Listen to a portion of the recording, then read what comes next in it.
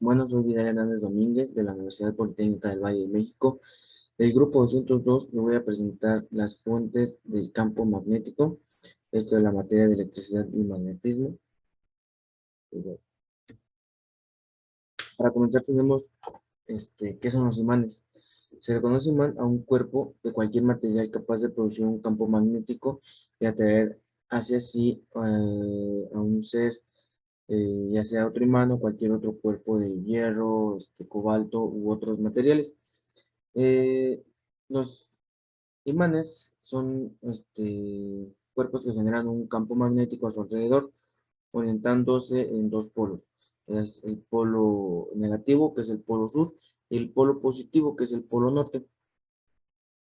Estos polos se atraen con sus opuestos. Por ejemplo, positivo con negativo o negativo con positivo y se rechazan entre sí, ya sea positivo positivo, negativo negativo.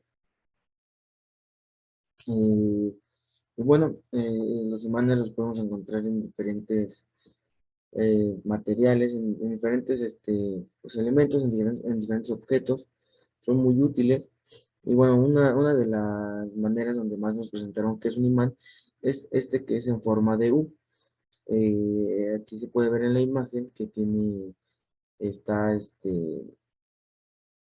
está jalando lo que vienen siendo pequeñas partes de limadura de hierro. Y bueno, ahora tenemos lo que viene siendo el campo magnético. Y el campo magnético es la representación matemática del modo en que las fuerzas magnéticas distribuyen en el espacio que circula una fuente magnética. Esta fuente puede ser un imán, o una carga de movimiento, o una corriente eléctrica. Para que un campo magnético pueda existir, eh, debe de tener una fuente de energía magnética, una carga de movimiento o una corriente eléctrica. Y los tipos son provenientes de un imán, campos magnéticos provenientes de un imán y provenientes de una corriente. Aquí como se puede observar, pues todo aquí, bueno, o sea, no se observa, pero el campo magnético está todo alrededor de lo que viene siendo este imán. La densidad del campo magnético, eh, esta es la fuerza que actúa sobre un cuerpo por la unidad de carga y la intensidad del campo gravitacional. O sea, esta es la fuerza que actúa sobre un cuerpo por unidad de masa. Un campo magnético siempre se genera a 90 grados de un campo eléctrico en movimiento. Y como se puede observar en la imagen, se ve como todo, hacia donde van las flechas y aquí está el polo norte, donde está la N y el ángulo que se genera sobre la densidad del campo. También tenemos lo que viene siendo la intensidad del campo magnético. Esta se le llama a la fuerza que es ejercida en el campo sobre la unidad de polo norte, aplicado en un punto. Para calcularle a esta intensidad se tiene una fórmula que es H igual a F sobre M, donde H es la intensidad del campo magnético, F es la fuerza del campo magnético y M es la masa del polo magnético. Eh, También tenemos el magnetismo terrestre. Cuando se habla del magnetismo terrestre, estamos hablando de la presencia de un gigantesco campo magnético que se extiende desde el núcleo de la Tierra. Como sabemos, la Tierra está distribuida en diferentes capas y todo esto se genera desde el mero centro de la Tierra, desde el núcleo.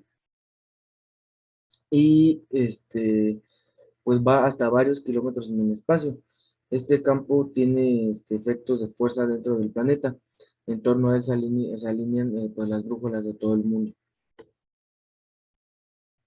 Se trata de un campo magnético polar que tiene su origen en el interior del planeta, como les decía, puede variar a lo largo del tiempo dependiendo de los movimientos del núcleo del planeta. Y es generado por una combinación del efecto Coriolis que desencadena la rotación en la Tierra y el hecho de que su núcleo sea de hierro y níquel fundido. Como se puede observar aquí en la imagen, se ve como pues puede variar. Acá es un campo más extenso, acá es un campo más, bueno, un poquito más reducido, pero todo esto se genera desde la Tierra. Esta es la Tierra, esta es el Sol, y aquí todo esto se muestra cómo es el campo que se puede llegar a generar. También tenemos aquí unas teorías del magnetismo. Tenemos la teoría de Weber, que nos dice que el magnetismo, pues se debe a los imanes moleculares, pues decía que un imán puede partir indefinidamente y cualquiera de las partes continúa siendo un imán, e incluso en tal partición se puede llegar a la molécula del imán, y esta se conserva sus polos magnéticos, tales como, esa es una característica fundamental de los mismos.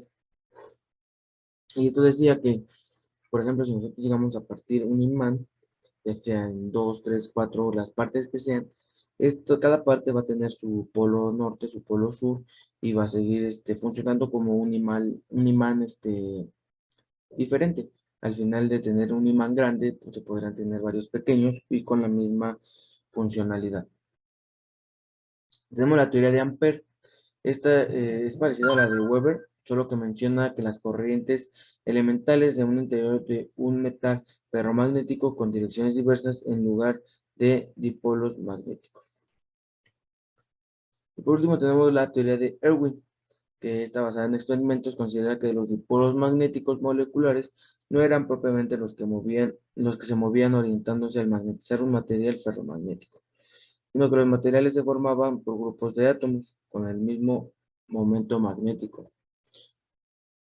Esto vendría siendo diferente a las otras dos teorías, más que nada relacionada con la de Ampère, ya que habla eh,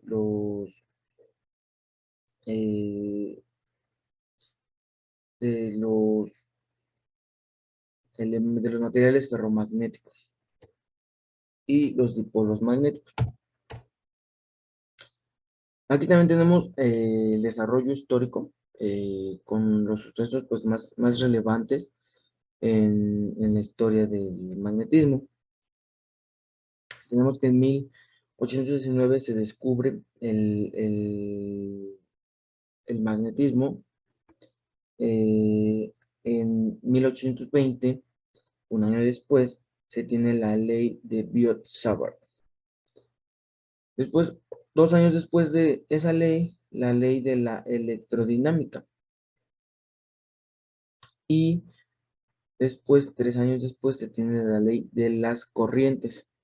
Esto en 1826. En tan poco tiempo hubieron 6 sucesos en escasos que 15 años. De ahí nos vamos hasta 1831 y es donde aparece Michael Faraday, uno de los personajes más importantes en este tema del magnetismo. Y en 1835 se mejora con la invención del telégrafo. De ahí ya damos un salto más grande hasta 1870, donde se dan las cuatro ecuaciones de James. De ahí 6 años después, en 1876, la invención del teléfono. De ahí damos un salto de más de 10 años, donde se da la teoría de los campos, esto en 1888 por Nikola Tesla. Después nos vamos hasta 1908, se da el primer trío. Y en 1925 se da el origen de la mecánica. Todos estos sucesos son en tan poco tiempo, pues donde más creció la, esta parte fue en 1819 a 1835. Fueron bastantes sucesos en tan poco tiempo. Y de ahí se vinieron dando pues más sucesos, un poquito, pues, más distanciados, pero pues al final se viene dando lo mismo.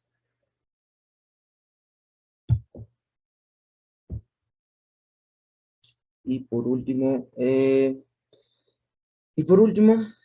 1940 tenemos la teoría de la electrodinámica cuántica, donde Tomamonga, Schwarzschild y Richard Feynman formulan esta teoría en 1940. Y bueno, por último tenemos pues el campo magnético producido por una corriente. Pues es el valor de un campo magnético creado en un punto, pues dependerá de varios factores. Uno de ellos es la intensidad de la corriente eléctrica, puede ser la distancia del punto respecto al hilo conductor, la forma en la que tenga el conductor por donde se pasa la corriente. Para determinar la dirección y sentido de este campo magnético, podemos usar la llamada regla de la mano derecha, como se ve en diferentes casos, utilizando dicha mano y apuntando el dedo pulgar hacia un sentido de la corriente, la curvatura del resto de los dedos nos indicará el sentido del campo magnético.